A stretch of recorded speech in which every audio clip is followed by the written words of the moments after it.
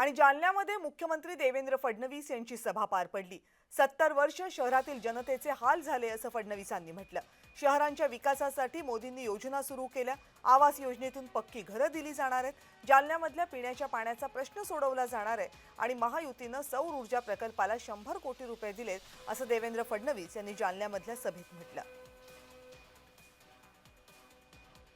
आपल्या सरकारने निर्णय घेतला, आता झोपडपट्टीमध्ये राहणारा प्रत्येक व्यक्ती त्याला त्याच्या जमिनीचा मालकी हक्काचा पट्टा आपण देणार आहोत। प्रत्येकाला पीआर कार्ड आपण देणार आहोत आणि केवळ त्याला त्याच्या जमिनीचा मालक बनवून आपण थांबणार नाही। तो जर कच्च्या घरात राहत असेल तर मोदीजींच्या आवास योजनेतनं पक्क घर बांधण्याकरता त्याला पैसा उपलब्ध करून दिला जाणार आहे। मागच्या काळामध्ये 125 कोटी रुपयाची पाणी पुरवठा योजना ही आपण त्या ठिकाणी मंजूर केली। 474 किलोमीटरचं पाईपलाईनचं काम हे आपण पूर्ण केलं। 9 पैकी 8 जलकुंभ झाले। 75 कोटी रुपयाची कामं अजून 3 महिन्यामध्ये या ठिकाणी पूर्ण होतील।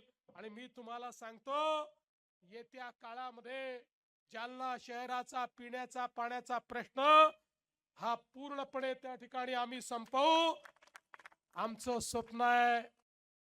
70 वर्षानंतर या देशामध्ये पहिल्यांदा 2014 साली माननीय नरेंद्र मोदीजी यांचं सरकार आलं आणि मोदीजींनी सांगितलं, भारत जसा गावात राहतो तसा भारत शहरामध्ये राहतो।